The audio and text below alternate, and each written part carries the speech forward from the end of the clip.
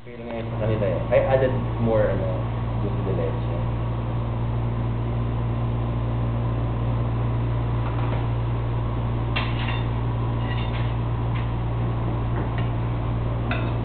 Mahal naman yun. Parang 8 by 12. Ano eh? Yung caramel cake nila. 8 by 12, 1,000. Oo. Something like that.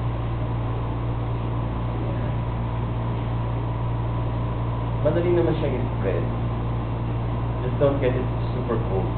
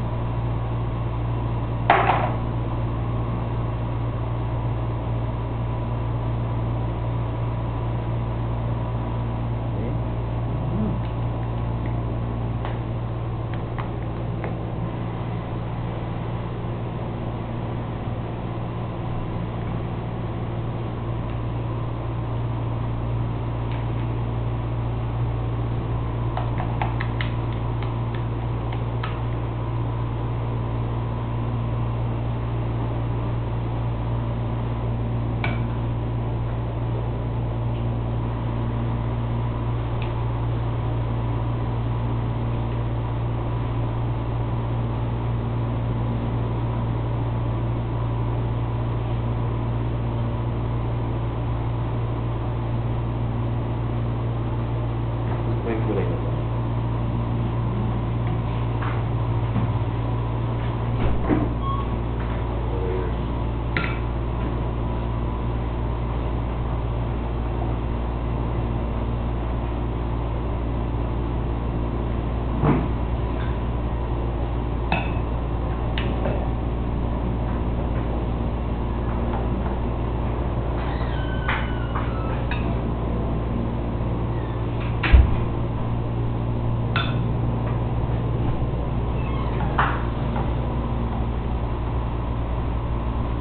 Since pastry cream siya, it won't last long.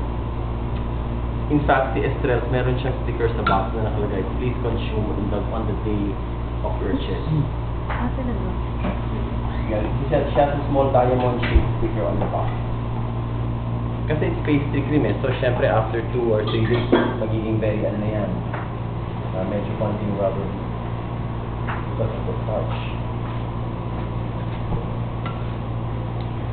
This is so unbelievably good. I think Hazel, magkakaroon ka ng maraming order nito. Nararamdaman ko. Nasi-feel mo. Now, napansin ko lang na si Estrella, very smooth yung kanyang pagka-apply ng Yun nga, chef. Parang pinol. I think what she does is, naka-assemble na yung top and bottom, and then pag naluto, or she puts a little less cornstarch para mas fluid, and then she pours. Yun nga, chef. Yun ang iniisip ko, pinol siya. Ngayon, I tried that, pero medyo nahirapan ako mag-handle.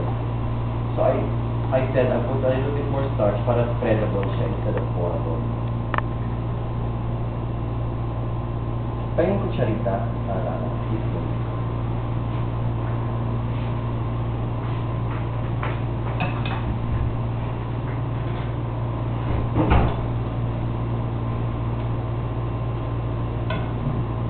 Yeah, medyo mas smoother definitely yung sa kanya.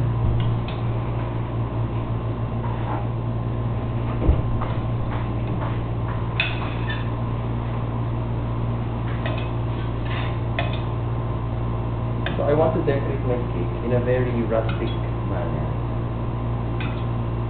And the only decorating tool I will need is a teaspoon.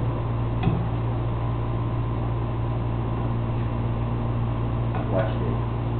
So the side just go up. You will see when it comes to it comes around.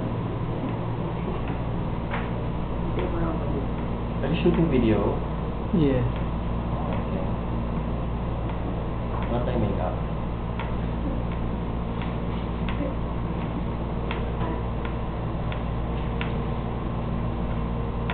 Diba? Nice, no?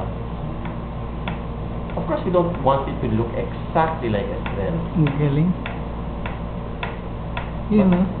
We want it to look fashionably unique. Just draw the spoon across.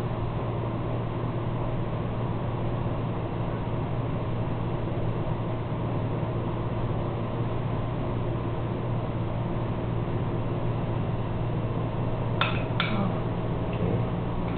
Then, lagay mo muna siya lala sa ano, sa freezer. Kasi gusto ko maglamig muna yung cage cream before I put